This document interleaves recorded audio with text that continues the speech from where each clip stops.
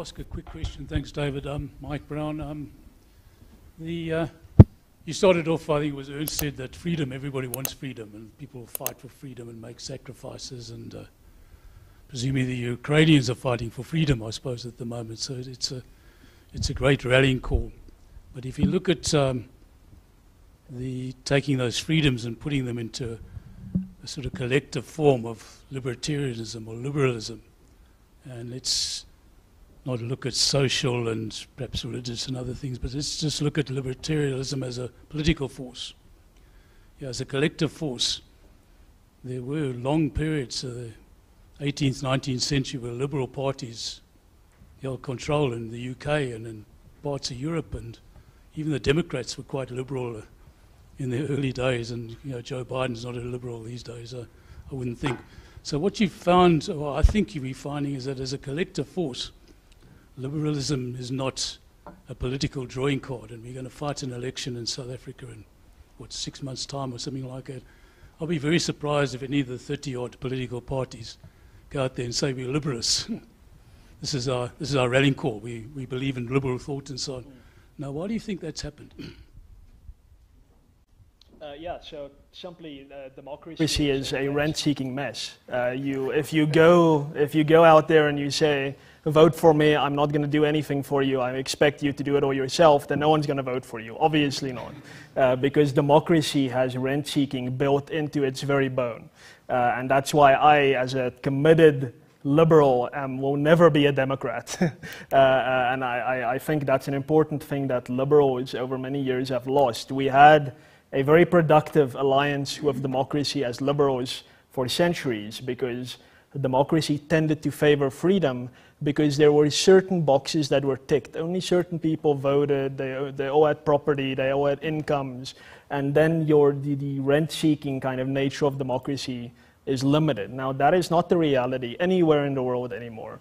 And liberals should have been far more foresight, should have had far more foresight centuries ago, before they began this little alliance with democracy, which I think has been problematic. Now, let me just, I know it's recorded, so let me just say that there are important elements of democracy that can and should be retained, of course. Democracy also has a limiting effect on government. It diffuses power, it ensures that many different factions and so on get their views kind of pull at government at the same time, ensuring that there is no kind of a central totalitarian body that just dictates. So there are important elements to democracy. But when democracy is interpreted as allowing the very scope of the coercive institution that is the state to be enlarged, then you have this rent-seeking thing. If you assume, going into it, that the state may dictate what my wage should be, then obviously you will vote for the state to dictate that my wage must be very high. And that's why we have minimum wages, and that is why we have democracy as a rent-seeking mess. And yes, liberalism will never be a political force in a democratic dispensation. And that is why I've kind of given up hope on liberalism as a political force. Rather, it must exercise influences where it can and build power outside of the political system as far as it can. Well, I would... Maybe we can conclude with a debate, but in a way I agree with Martin, but I'm not as antagonistic towards the concept of democracy. But the reason would probably be that, or not would probably, the reason is that there are so many different conceptions or definitions of democracy, as there are as many definitions of democracy as there are lawyers. But the way I think what has become, if Martin will forgive me, but what has become known as liberal democracy is this idea that democracy means it's the state and it's the individual. It's the state that guarantees individual rights, and that to me there was an interesting study on this which found that liberal democracy works under two conditions. It's an academic journal by two scholars, Simon and Lapuente. I can't remember their names, but their surnames are Simon and Lapuente, and they found that it works when it's already a wealthy country, because then people don't vote for socialism, And it works when the country is much more, is not a very diverse country. So it works in a place like Sweden and so forth. It works better.